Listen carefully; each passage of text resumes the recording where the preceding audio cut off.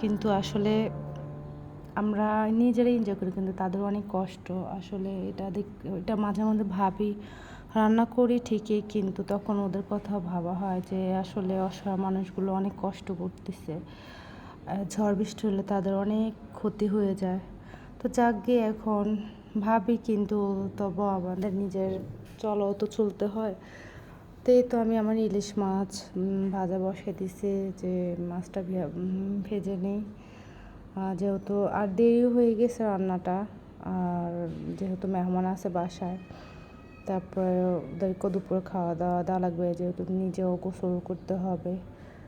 তো এই আর কি, তো আমি মাছটা ভাজি করে নিই, একটু হালকা ভাজি করে নিই। ভাজি টাজি করার পরে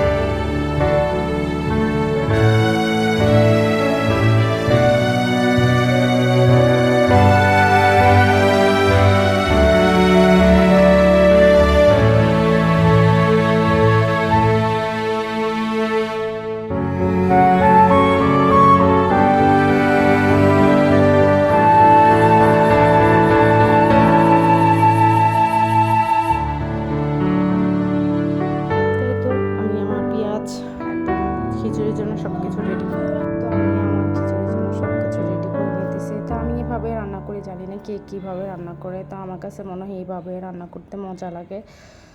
তারপর আমি এই যে চাল মুগ ডাল মিলে তারপরে মশলা যা যা আছে সব কিছুই দিয়ে দিয়েছি। মানে সবাই বলতেছে যে খাবারটা মজাই হয়েছে, তো আমি খিচুড়িটা রান্না করে নিই।